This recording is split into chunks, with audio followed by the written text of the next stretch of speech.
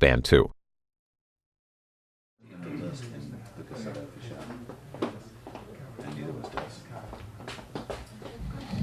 Good evening, everybody. Welcome. Welcome to Books and Books here in Coral Gables, Florida, as we like to call it, the cultural heart of South Florida. So we appreciate you all being here. First and foremost, if I could get you to silence your cell phones so we don't have any interruptions, that would be great. Also, don't forget to go to our webpage, booksandbooks.com. You can give us your email address there. We can alert you to everything that goes on here at the bookstore. We do about 60 events every month. You can also pick up our calendar of events on the counter when you're buying your book this evening. This will give you a breakdown of everything that we have as well. Don't forget to visit us at all of our stores, Arch Center, Miami Beach, Bal Harbor. We have one down at Sunnyland and soon to be opening in Coconut Grove. So keep an eye out for that.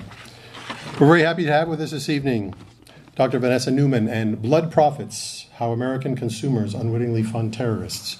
To introduce our author this evening, we have her good friend and colleague. Please welcome Mr. Russ Dallen.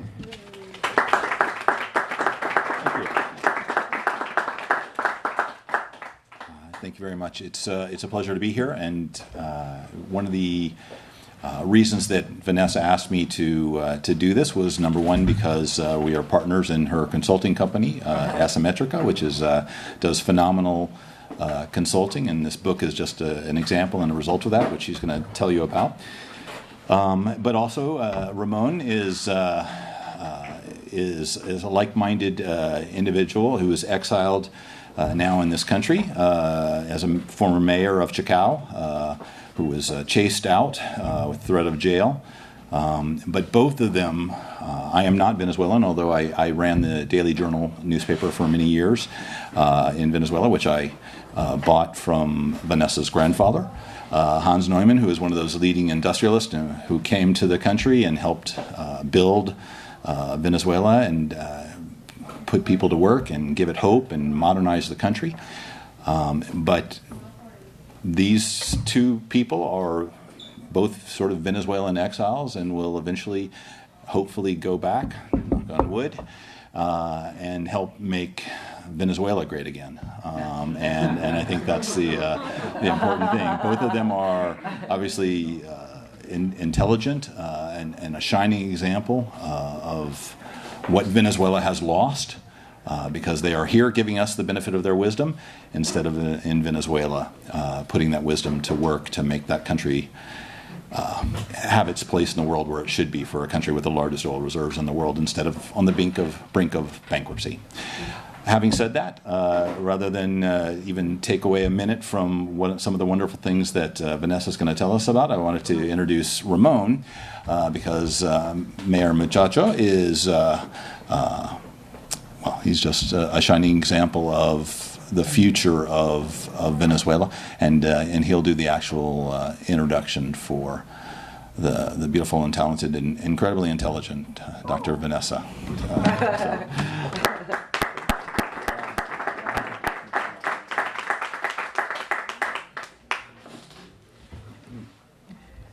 Thank you, Russ, for your kind words. Well, I'll go in Spanish, okay? Is that okay with you? Voy con español que estoy un poco más cómodo. ¿Sí? Bueno, primero que nada quiero agradecer a Vanessa Neumann por su invitación. Es un placer, Vanessa. Conozco a Vanessa desde hace algún tiempo y siempre que hablamos, sé que tiene a Venezuela en el corazón y muy presente. Y aunque ha vivido mucho tiempo fuera de Venezuela, sé que desea regresar algún día a Venezuela y la tierra de su familia, de sus padres, de su abuelo. Tiene el recuerdo de su familia y lo que han hecho por muchos años siempre presente, ¿no? Gracias, Vanessa, por esta invitación. Y bueno, también agradecer a Russ Dallen por sus gentiles palabras. También conozco a Russ desde hace unos años. Russ, para mí, en mi opinión, es el mejor analista financiero sobre Venezuela que tenemos, y especialmente en estos últimos meses, con todo esto del default y todo lo que ha ocurrido, pues ha estado muy ocupado, y yo cada vez que algún amigo me ha pedido consejos, les he dicho, hablen con Russ. Aquellos de ustedes que tienen bonos venezolanos y viven de ellos y de los intereses que cobran, como están preocupados y durmiendo mal, hablen con Russ para que Russ les diga qué hacer. No mucho. Si es que se puede hacer algo. No, sí, fíjate, hace poco le dijo a unos inversionistas, compren seguros contra el default, y lo compraron y le fue bien, ¿cierto? Claro, compraron los seguros de default y vino el default y cobraron un buen porcentaje, no 100%, pero bien, ¿no? Sí, algo cobraron. Bueno, ya ustedes conocen el punto. Y Russ está muy activo con el Latin American Herald Tribune, que lo leemos y muchas veces lo cito en mis correos de las mañanas, que yo todas las mañanas mando las noticias de Venezuela, y a veces pues Russ tiene unas noticias que solamente él las consigue porque además revisa con su equipo todos los temas legales y todos los juicios que tiene Venezuela por todas partes del mundo. Entonces es una gran fuente de información. Así que gracias a los dos, a Vanessa por la invitación, a Russ por sus palabras. Y quería compartir con ustedes algunas ideas sueltas sobre el libro de Vanessa. En las economías libres, abiertas, de mercado, en el capitalismo, vamos a decir, entendemos que las decisiones económicas se toman por criterios económicos. Es decir, cuando las partes se ponen de acuerdo en un precio, a ambos les conviene, se da la operación. Generalmente es así en las economías libres y de mercado. Es importante para que las operaciones se den que le convenga a las partes y que haya unos profits, ¿no? Que haya una ganancia. Y hasta ahí. Si hay una ganancia y no es ilegal, está bien. En principio, ¿no? Hago la acotación de que en las economías libres y abiertas y de mercado, porque en las economías centralmente planificadas, como las que hay en los países en donde hay sistemas de socialismo real o comunismo, bueno, allí no se toman decisiones por criterios económicos. Allí las decisiones las toma el Estado.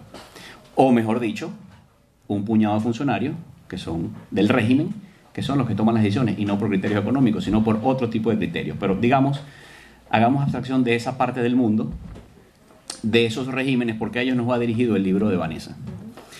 Allí no hay profits muchas veces, y si los hay, no importa mucho si están manchados de sangre. Son regímenes que de por sí están manchados de sangre, no solamente en los negocios que hacen, sino en su accionar diario. Son regímenes que reprimen, meten presa a la gente, nos mandan al exilio. El libro de Vanessa probablemente no los va a hacer reflexionar mucho ellos. Este es el día a día, vamos a decir, es business as usual para ellos, ¿no? Pero de nuevo, volviendo a países como este en donde estamos, con economías abiertas, uno podría preguntarse, bueno, en capitalismo y en mercado, si el negocio conviene a las partes y no es ilegal, se hace. Pero el capitalismo ha evolucionado al punto en el que hoy podemos cuestionar algunas operaciones y algunas transacciones que, a pesar de que puedan tener criterios desde el punto de vista económico o bajo criterios económicos, podrían ser procedentes, sin embargo, no aguantan una revisión bajo parámetros éticos y morales. Y eso es una buena noticia.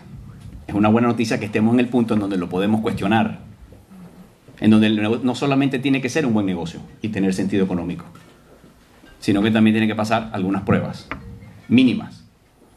Esa es la razón por la cual no basta que un banco de inversión en Nueva York, como Goldman Sachs, JP Morgan, pongan el nombre que usted quiera, vaya y haga un negocio con el régimen de Nicolás Maduro, porque dice, bueno, el negocio es profitable, hay unas ganancias, no es ilegal, y hay algunos inversionistas que querrán tener esos bonos en su cartera. Algunos inversionistas tienen apetito para un riesgo tan riesgoso, tan grande como el de Venezuela. A esos rendimientos puede ser. Entonces, digamos, no es ilegal y hay unos profits. ¿Tiene sentido? Vamos a hacerlo. No.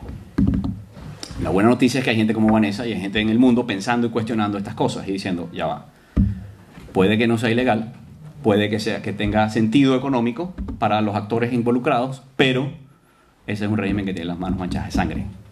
Y tú estás ayudando a financiar ese régimen que encarcela, mata, tortura, exporta la maldad a otros países de la región, desestabiliza la región, es un riesgo para la región, incluyendo los Estados Unidos, de donde es el banco que hizo el negocio, y manda al exilio a quienes nos oponemos.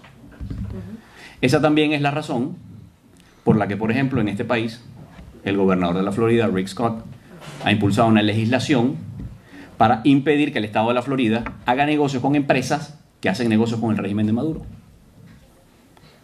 Porque no bastan las consideraciones económicas.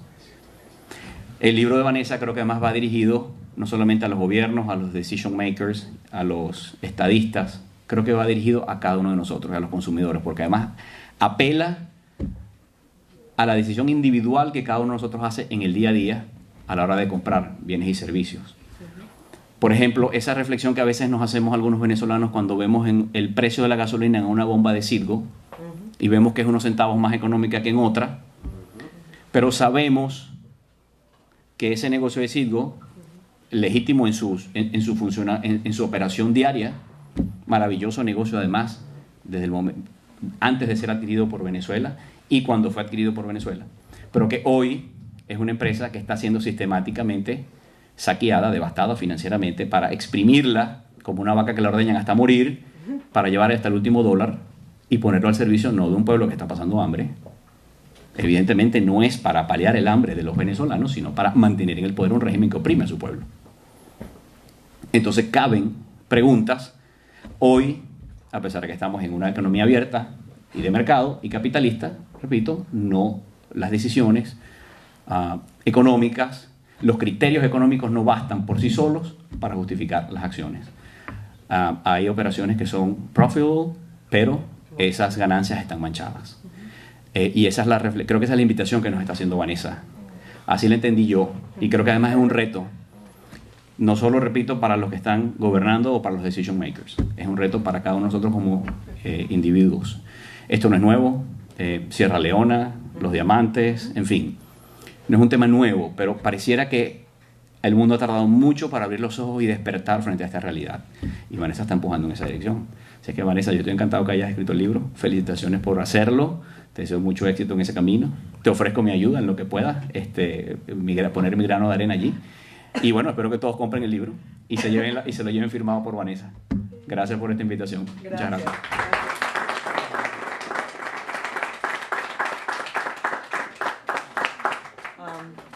Gracias, me siento muy honrada. I'm going to switch into English, is that okay? Or, sí, está bien. Okay. Bueno, I can switch back. Puedo hablar en español también. Aunque mi acento venezolano se me ha ido un poquitico, pero sí, amo a mi patria. Entonces,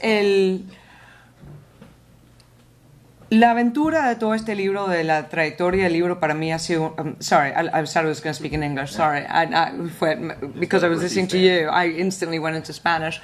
The adventure, the trajectory of working on this book has been an unexpected adventure. And I was very nervous when it came out because it's it's deeply personal. It's a very... it's like what I call a professional autobiography.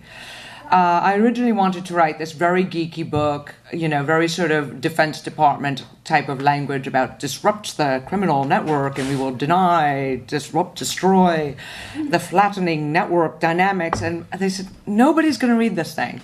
Do you want to write a book that's technical or do you want to write a book that people will read? Well, okay, I'll write a book that people will read. And I was for 4 years a member of the OECD's, which is the Organization for Economic Cooperation and Development. I was on their advisory group and leader of one of their groups on countering illicit trade. And their big concern was, but all the money always starts with consumers. And we had illicit trade in pharmaceuticals and tobacco and luxury goods and all these different divisions where we had to bring together law enforcement, government, and industry to work together, and they wouldn't work together. I said, what we really need to do is to raise attention to this problem. And I said, I think I've got a book. I've been working at this for a while.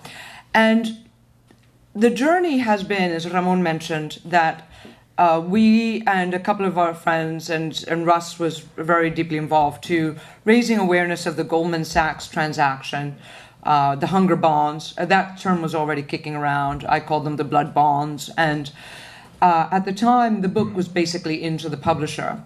So that is not in the book, but I think that the Maduro regime, Volume 2, they've certainly given us a lot of material.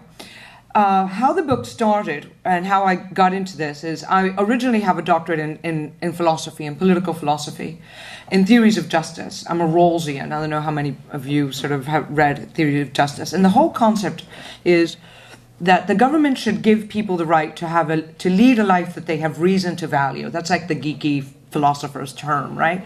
So it should give you the tools to lead a life with dignity, where you can make money, get married, own a business, transact stuff, and you can more or less lead your life with your individual values and dignity intact. What I saw in Venezuela early on, and I started writing about it in '99, the minute Chavez got elected, sort of writing privately in my dissertation. And then as I moved I was living in the United Kingdom, I was living in London, and it's also in the book. The Guardian newspaper published this, deputy editor about the wonders of the revolution of Chavez and how it was this great comeuppance of American imperialism and Western economics, and this was wonderful liberation. And I thought, no, it isn't. This is going to end in tears. They're seizing the means of production and taking away everybody's right to lead a life with dignity. Anyway, I called them up, really angry. Said, I want to write an editorial in response. And then I did, and I kept at it. And I actually ended up, bizarrely, on TV on Newsnight, debating Samuel Moncada, who was at the time the ambassador of Venezuela to the UK. And we had, at the time, become personal friends. Because I was like La Venezolana in London. There weren't that many of us. I think me, basically. I'm not sure I can even name another one. And he came to my engagement party and came to dinners. And I said, I don't really like your boss, Chavez, at all. He said, that's okay. Don't worry about it. We're friends. I said, okay. Now, of course, he was the number 2 in the foreign ministry and is now appointed as the ambassador to the UN. As I started speaking out more vociferously, President Uribe, I got an invitation from the White House of Colombia to come down and see their progress with their reintegration. And I ended up in Colombia, first to see the wonders of killing the FARC, and then to see the reintegration program. And that's when I really spent time in the jungles of Colombia with guys with big guns and helicopters and snipers and everything else, with 60 other military and political commanders. I was the only non-military or political commander. I was a journalist. I was the only journalist.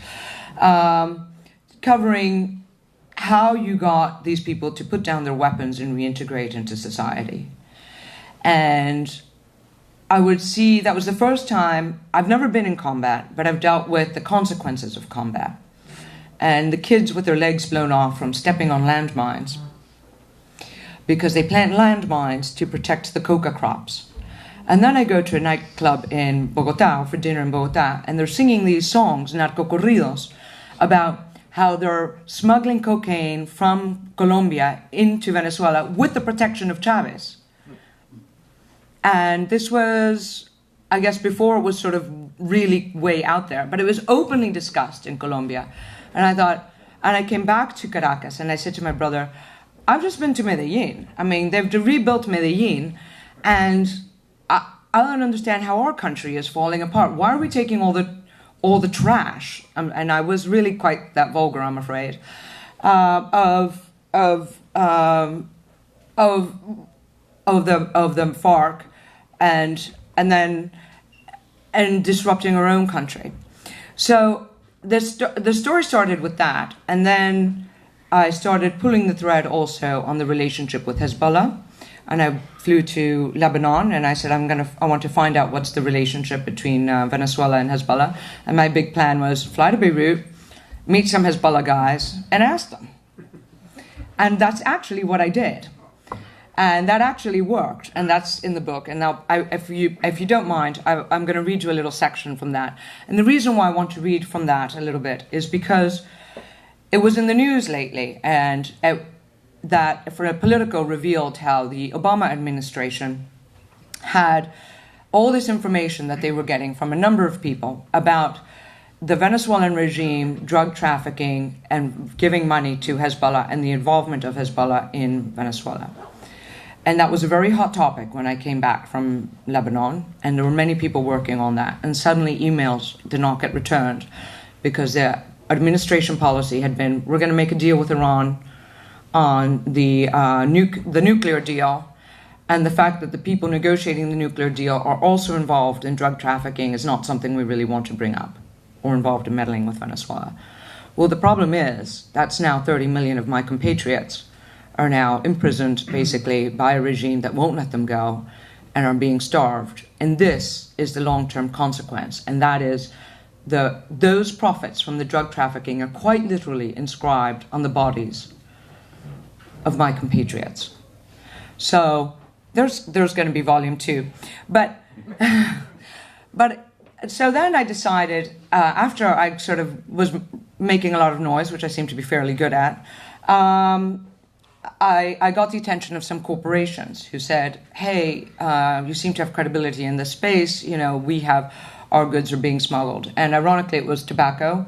I also did oil, a big corruption case for a big a $2 billion exit case, and other issues like that. And I traveled to, the book covers my adventures in doing asymmetric warfare in Guatemala, chasing down counterfeit sporting goods funding Islamist groups in Panama. And I get to Panama, and they said, we don't speak Spanish here, we speak Arabic within the Colón Free Trade Zone. Who are you? Oh, look at the time. I think I need to go home. So that adventure is in there. And what I've realized is two things. How global the problem is. And it's in sport gambling, people who at Asymmetric have worked on the FIFA case, sport gambling, money laundering through casinos for Chinese triads, tobacco funding al-Shabaab and the Assad regime. It's like funds everybody, and also Russian covert operations. And the worlds are so interconnected. And also, whenever you see drugs, you also see weapons, you also see people. And I was at the meeting, the Integrity Week of the OECD, and they said, so, the connections between corruption and illicit trade. I said, so, Dr. Neumann, what is the connection? And I said, well, it's very simple. There's never been a case of illicit trade without corruption. So one of the things that I became concerned with, and the book was originally titled Grievance to Greed, because there are two paradigms. One is that originally what we see is free trade grows. Wherever free trade grows, so does illicit trade. So with Grievance to Greed is originally you see terrorist groups are increasingly becoming involved in transnational organized crime. So originally they were there, they said, well, I'm going to start smuggling stuff because I've got to buy weapons, right? So the money was there to buy the weapons for the revolution. Increasingly, the weapons were there to protect the money. And to protect the money and to protect that business. What has happened in Venezuela is this sort of paradigmatic case of a criminal organization just seizing an entire country, right? So they move from terrorist grievance to greed as their motivation. The other thing that I examined in the book, and that was the motivator for that title, that working title, was that they take your personal grievance, and this you also see in many cases. I examined it in Lebanon, and I saw it in Panama, and you see it in Venezuela, is that they take your legitimate grievance of a marginalized, socioeconomically marginalized group, and they say, I'm here to liberate you. You angry people, I will represent you politically. Vote me in. And then you vote them in, and basically it's the same guarandinga that we saw before. And all they do is they take control over the foreign currency exchange, the means of production, and everything else, and enrich themselves. And they exploit your grievance for their greed. So, if you don't mind, give me 1 second.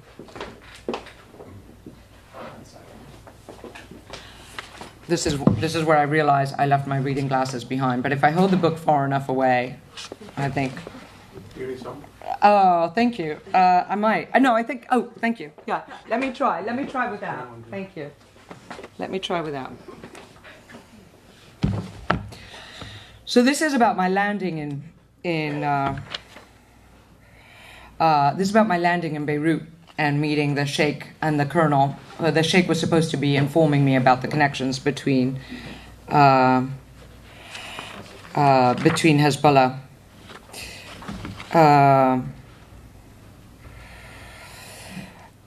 A day after I landed, Lee, who was my editor at a magazine I was writing for at the time, invited me to the christening of the child of some friends of his. They were Maronite Catholics. The Maronite Church was founded on Mount Lebanon in the 4th century of St. Maron and spread across the Levant even before the Muslims. I had asked, I talk about how I wanted to speak to somebody. I said, Who told you to speak to him? Said my host when I asked him about the sheikh, whose name I had been given after a dinner in New York. I didn't answer. Let me guess. He looked back at me.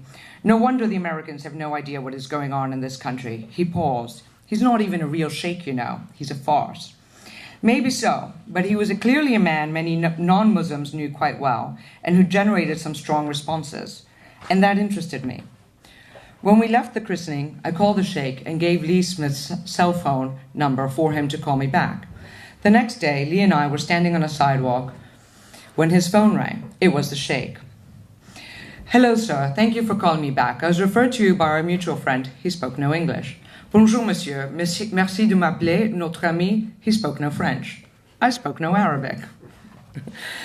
I handed the phone to Lee, who did speak Arabic. The sheikh told Lee where and when I should meet him, and in 1 hour at the Habtoor Grand Hotel in Sinal Field. You know this place? I asked Lee. Sure, it's the business district, just a couple of miles that way. I was soon in the back of the taxi with Lee leaning through the driver's window, giving the driver the address. Lee would not be joining me, having his own interview to do. We would meet up again at the end of the day. I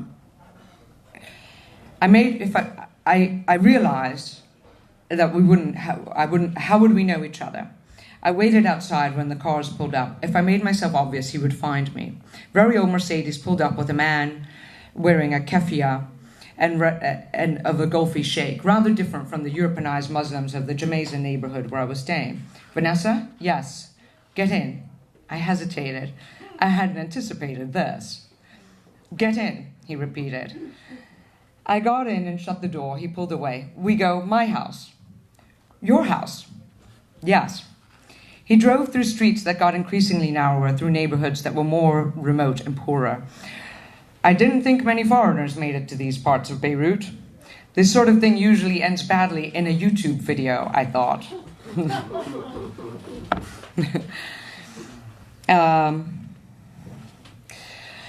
We pulled up at one of the series of low, narrow, and plain buildings. He asked me, it was dark inside. All that was visible was a stairway leading up. My heart thumped. No one would know where to find me. How would I escape if I got into trouble? We arrived at an apartment, and he beckoned me to the sofa. He gently raised his palm to me, indicating I should wait. He made a call on his cell phone in Arabic, not a word of which I could understand. When he hung up, he explained, "Friend, Colonel, coming, speak English." "Okay," I answered, and waited. After about 20 minutes, a man in military uniform arrived. He introduced himself as a colonel. He said he would be our interpreter. He was terse, forthright, and physically strong as a military man. But how much he was translating the cleric's ideas and how much he was espousing his own would never be known. An unreliable narrator indeed. I asked the sheikh, via the colonel, whether they had ever seen drugs or money coming in from South America, Venezuela in particular. "Money comes in from Venezuela, so much money, a room full of cash," affirmed the colonel, sweeping his arms out in a gesture of large size. "I've seen it." He was likely boasting about his reach, his importance, his involvement in dark international matters. It was impossible for me to assess his honesty on the spot without corroboration, but I figured that if he was feeling talkative, I'd keep asking. How about the Colombian cocaine? What did he know about that? Hezbollah has always had a relationship with the Colombian FARC, the colonel said, but the election of Hugo Chavez in Venezuela helped Hezbollah a lot. The drugs that had been flown in little planes are now in industrial airliners and military planes with government protection.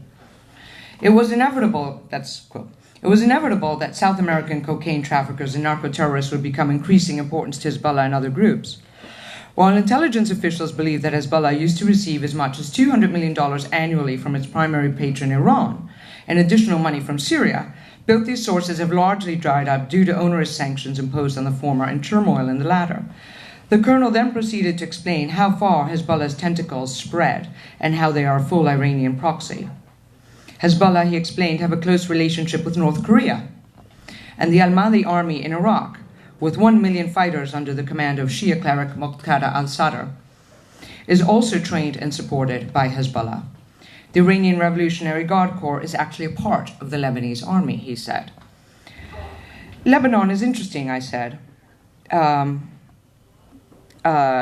because it is a microcosm of the broader Middle East, a petri dish of proxy struggles. If you can figure out who's fighting whom and who is aligning with whom in Lebanon, you can probably figure out the rest. Anyway, I don't want to go on and on because I want you to read the book rather than have me read it to you. I want you to buy it. So the book sort of weaves a very personal perspective of having gone to these places and spoken to people who, not all of whom wanted to answer questions, and try and find out what is really going on. And as Ramon said, my objective in writing it really is for us to understand what are the consequences of the choices that we make, particularly of the financial transactions in which we participate, whether it's the blood bonds, whether it's the counterfeit handbag, whether it's the narcotics, whether it's, I also have a case of Novartis anti-malarial drugs being given to a UN organization that ended up, through corruption of the Tanzanian ministry, funding an Islamist group in West Africa. So it's absolutely everywhere. A friend of mine who works with me was just down the street when 2 bombs went off in Somalia and Mogadishu, funded partly by cigarettes coming out of Dubai. And in the markets in Somalia, you can just swap your AK-47 for cartons of cigarettes. They actually use it as a currency. So it's what I wanted for us is for us to understand our role and how interconnected we are in a world of commerce and in a world of morality, really, and causality. So the closing line of the book, but you have to still read the rest of it, is money may not buy happiness, but it need not pay for misery. So I hope that you will buy the book. You can have a cocktail as you read it, which you probably need. And I thank you so much for coming here this evening, and help us understand, by understanding these connections and the links with corruption, and how it is actually, the other thing I say in the book, that it's actually the goal of these transnational organized crime groups and terrorist groups to eat away at the governments that are supposed to protect us. So the irony, what is particularly galling, is that they make all the money by preying on us as consumers and as citizens. And then they take their money and send it to London and New York or Miami and Geneva, and countries where property rights are respected, where the rule of law will protect their money, while they work to destroy your rule of law. And that is where the joke is ultimately on us. So thank you very much for coming, and please buy the book.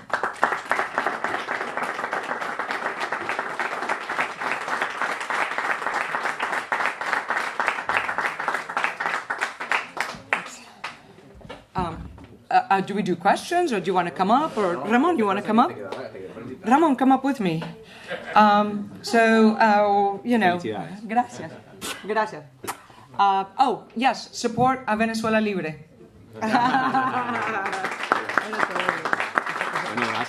Yo creo que Vanessa merece un gran aplauso por este esfuerzo. Thank you, Vanessa, and thank you everybody for coming. Ross, would you like to add something? No. I mean, do we have questions, or should we entertain questions? Sure. Yeah? Okay, let's entertain questions. You stay up here with me. Sure. Okay. En español, en inglés, lo que sea. Not a question, but a comment. You received a lot of attention. I mean, your book is very timely with the latest developments of the news that have come up with the Obama administration. Yep. Kind of tamping down the whole investigation into precisely what I haven't read your book, but apparently what your book addresses too. It's incredibly timely with that. Have you gotten a lot of attention, or? Well, yes, it's getting more and more attention. especially after that, because of the Politico and the New York Times. I think Bloomberg is going to do something on it after the madness of Christmas and New Year, so in early. And the Daily Beast, for whom I have also written on the links between Citgo, Russia, and Chavez. I've written for them a couple of times. They're also going to run an excerpt on the book. So it's actually quite ironic that hit the news. Yeah, very timely.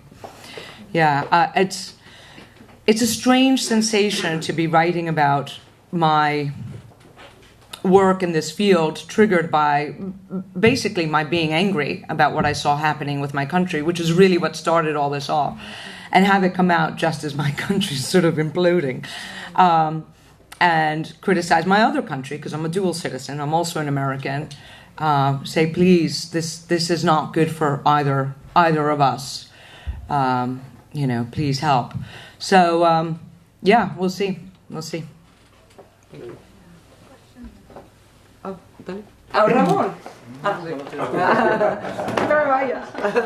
Yes, I have a question. Here in Miami and also, in all of the part of the world, we have been seeing all these, news about anti-money laundering, Bank Secrecy Act, and everything related to the book, and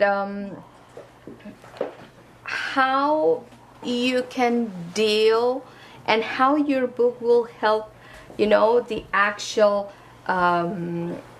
banking, politics, and everything regarding to, help the people to drive all these situations, because here in Miami all the banks are in, in sanctions. Right. Well, almost all the banks are in sanctions, and we also know that a lot of companies, not only banks, also have deals, as you said. We as individuals that work in the corporations can,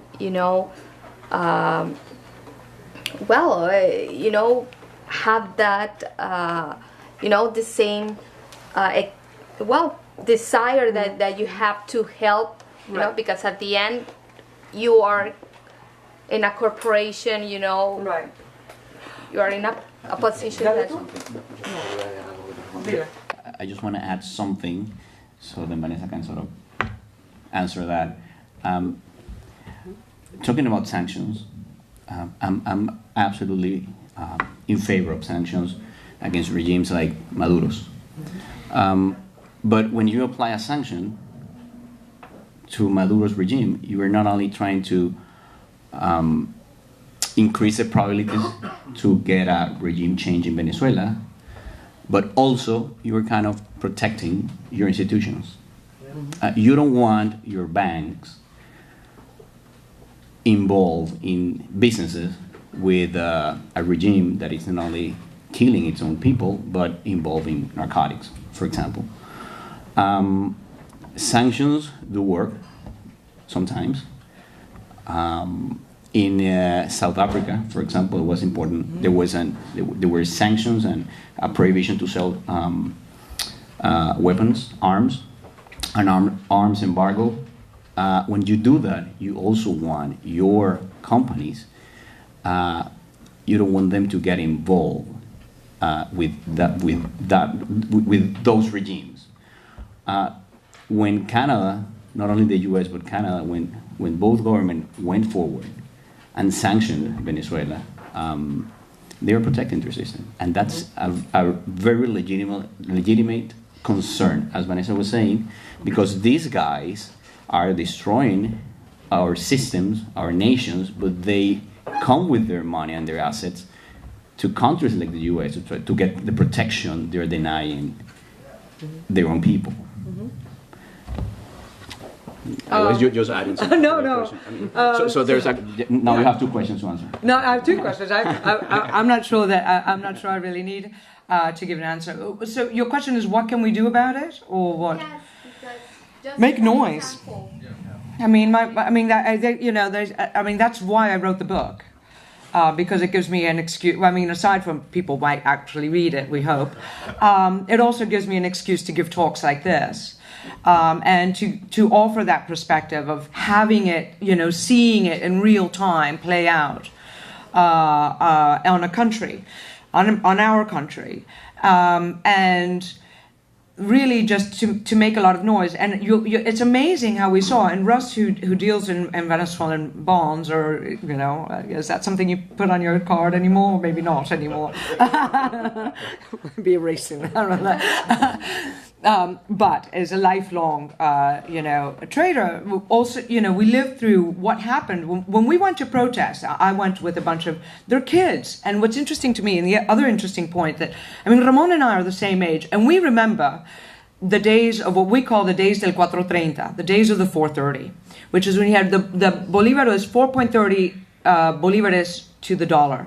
At today's exchange rate, it's 116 million to the dollar, and that's in our lifetime.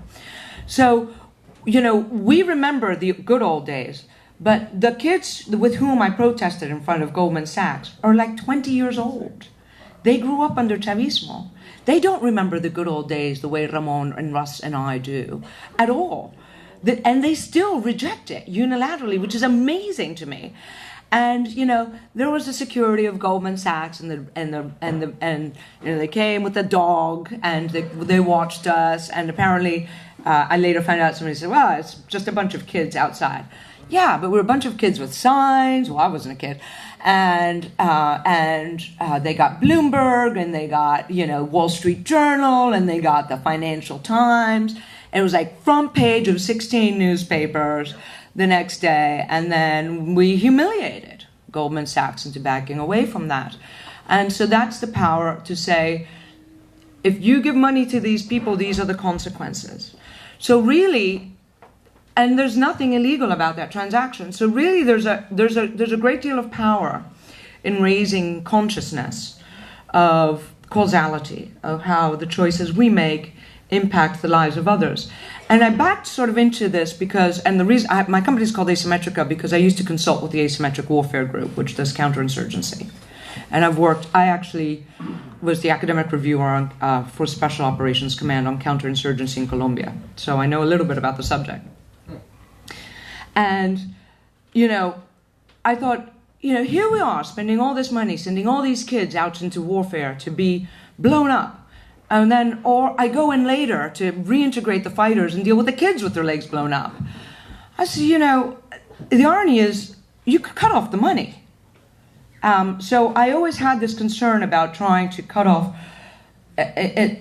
cutting off the funding as an effective counterterrorism tactic. And then I realized that it was a much bigger problem that is everywhere. And I talk about how your neighborhood bank is involved in these transactions. That's also in the book. Yeah. Thank you. Sure. Yeah. Vanessa, aside from puppeteering a government in Venezuela, what's been the role of Cuba in the global arena in this theme that we're talking about tonight? Do you want to answer that, or should I answer it? Dale tú, si quieres. No. I would just add something else on top of that for you to answer. You're supposed to make my life easier, Ramon. You're supposed to be my friend. No, just to share with you that what we know, of course, involvement in the Cuban involvement in Venezuela is huge. And recently, something I know, went to a military base to deliver a message. And she was with a clear mission. I was to deliver an envelope to one of the commanders of that military base. So she went there. She took her daughter. Her daughter was a former participant in the Miss Venezuela. So she explained to the guards she was going to talk to him because he was looking for sponsoring for her daughter, who wants to go to Miss Miranda and be Miss Chacao and Miss Miranda to go to the Miss Venezuela one. It was a whole story. So she managed to get to the guy. And she was there like for an hour talking to him, and she was not able to hand the envelope because the whole time there was a Cuban guy besides him, every time, all the time, when one of the guards took her to the office of this chief of the military base, he was telling, listen, you will see a guy right there. He's a Cuban.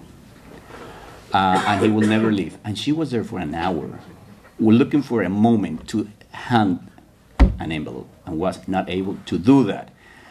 She suggested to interchange phone numbers to be able to communicate regarding the Miss Miranda pageant and sponsoring her daughter, and it was not possible.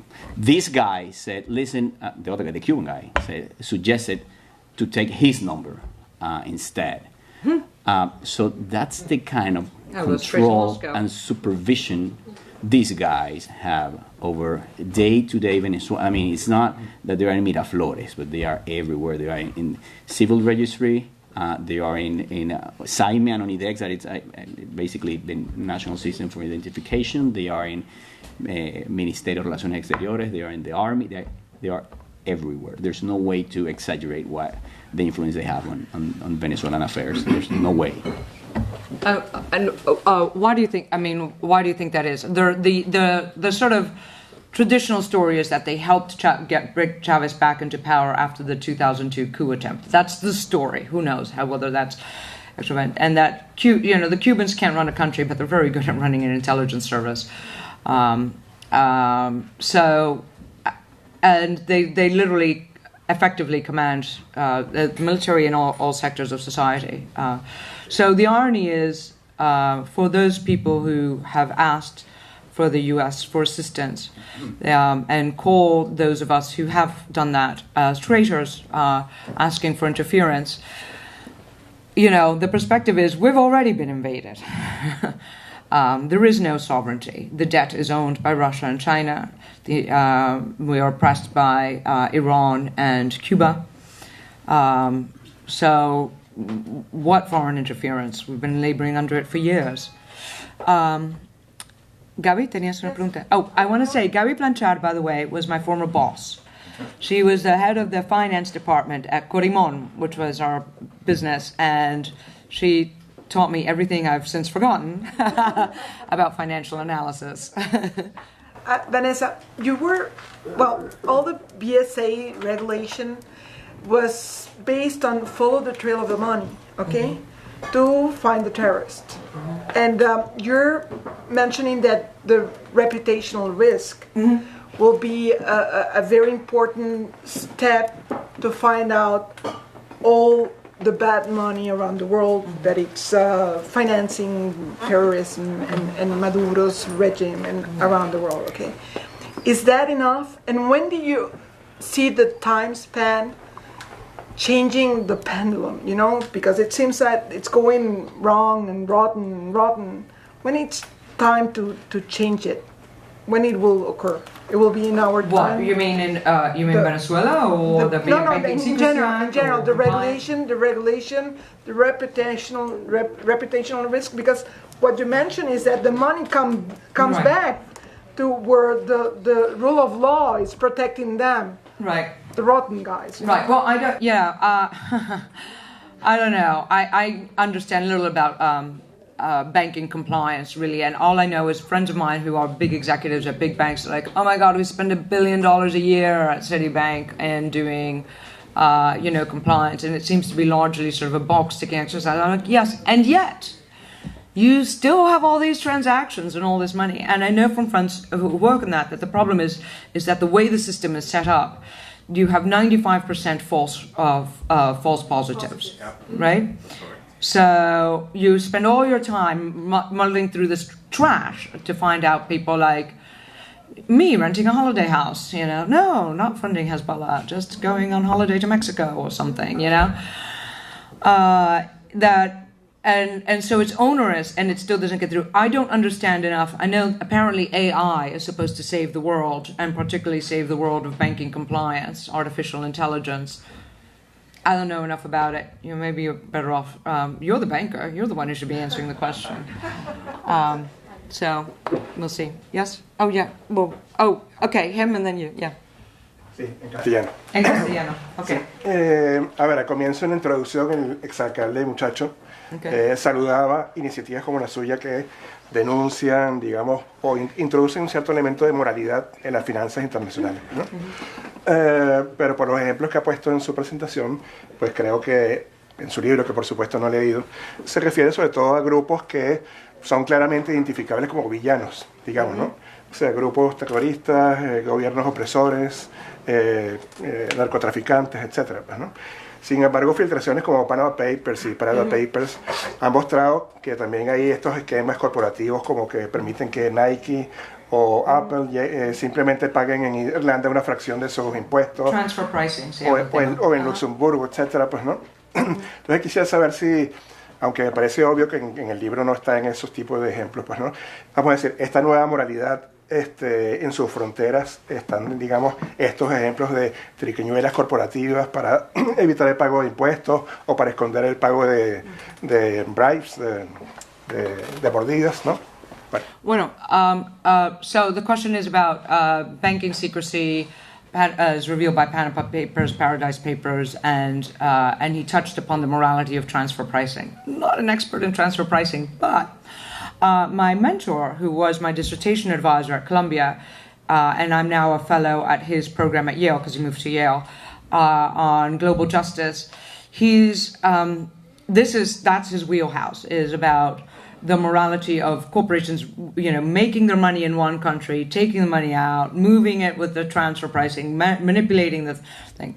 He's all over that. And he had a book come out last year called Global Tax Fairness, which he edited. It's like his 32nd book or something. And the answer to that, the answer that links it all together, and I don't think it's going to be that popular, is Norway, which is sort of the world's do-gooders, have introduced a proposal for radical transparency, financial transparency, like no banking secrecy anywhere, ever, for anyone. And all corporations must put in their financial statements, where they made their money, what goods they extracted, how much tax they paid to the country from where they hired the labor and extracted the goods. I don't see that being very popular, but that kind of solves the entire paradigm in one fell swoop. Yeah. Not when you have Bitcoin. Not when you have Bitcoin. Oh, Robert Hansen, a banker. Right. You're not going to need transfer pricing. If Bitcoin becomes as popular as it might, and other cyber currencies, you're not going to need it. You're going to use that. Your people you're writing about. Right. It's a dream for them. It's a dream. Yeah. It's also a dream for Venezuelans with a hyperinflation and a regime that doesn't let them exchange goods or money. I mean, there are good guy applications. There are people who want to evade their government controls for very good reason, so yeah, and retain value and yeah. Let me add something too. Just to add something to that last question. I think all this issue of corruption and tax evasion and that stuff, it's huge. It's huge. I mean, it's larger. That's the scope of Vanessa's book it's narrower than that. Mm-hmm. I would say our attention is on the groups of criminals doing bad things, like Hezbollah or the FARC, but also very nice people wearing nice ties in New York doing businesses with these guys. And you have been talking about reputational risk. That is very important for the Goldman Sachs of this world to know that it may be a good business idea. It could make sense economically. It may be legal or not illegal, let's say, but it carries a huge reputational risk. And we need to unite. I mean, the affected by their actions, we need to unite and remind them of the risk of doing these kind of transactions with people like Maduro or the FARC or the Hezbollah of the world. Mm-hmm. I would say that's the narrower scope of the work. Yeah, thank you. Mm-hmm. Okay, ¿qué más? And then you have to buy the book and have to sign it. Okay. I have a question, and it's towards your experience in dealing with Hezbollah. I work in compliance, specifically in anti-money laundering, and I was and always been very curious about how, maybe you know this, the link between Venezuela and Hezbollah started. How did that connection begin? Tariq al-Islami, yeah. So a couple of other pages further along in that section, he said, he makes the colonel who knows how much he was bragging. It's hard to tell because these are all guys who love to be like, oh, I know everything, I'm all powerful, like the world dances to my tune. So, how much is true and how much isn't is hard to parse out. But he bragged. He said, if they get rid of Chavez, we'll just create another one. And that's I think page 83 or whatever in the book. Well, Chavez was alive at the time, and that's Maduro, right? So the irony is that they bragged that in their view they thought they had enough control over Venezuela that they will just create another puppet regime to advance their interests.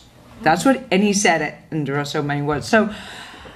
But Tariq al-Islami, and one of the things that we're elaborating, and it's not out yet, but there is a report being produced because I've seen an advanced copy of it by a friend of mine who's in the book, and I don't know how much I should say record until he's done with his report, but has spent the last year, parsing out relationships between the Venezuelan regime and certain Middle Eastern families a year, and the blood ties and how, and over time, how they spread across the power structure in Venezuela. And he compares it to another instance, to Pan-Arabism. I mean, I haven't read the final draft of this thing.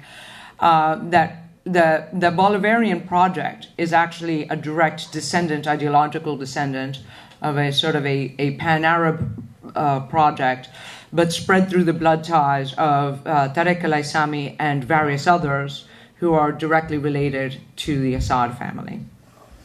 And there's a town, and I can't, now I'm so bad with names, I'm so sorry, but there's a town in Syria which is actually called like Little Venezuela.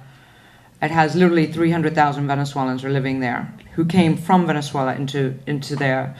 And they're part of a clan, and I don't know how much you understand about the Middle East. They always talk about Sunni and Shia rivalries, but it's really more like clan rivalries.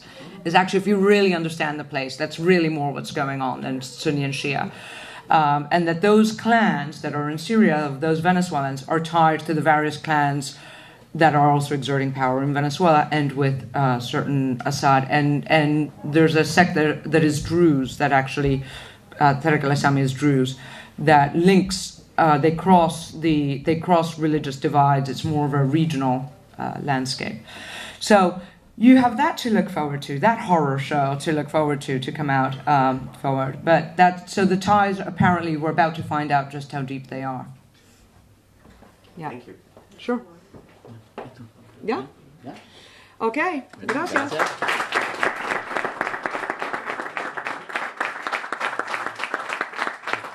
Thanks everybody for coming. Don't forget the books are for sale behind the counter. You want to limit yourself to 4 or 5 copies apiece. Dr. Neumann will be sitting right over here signing them for you. Thanks so much for coming tonight. Thank you very much.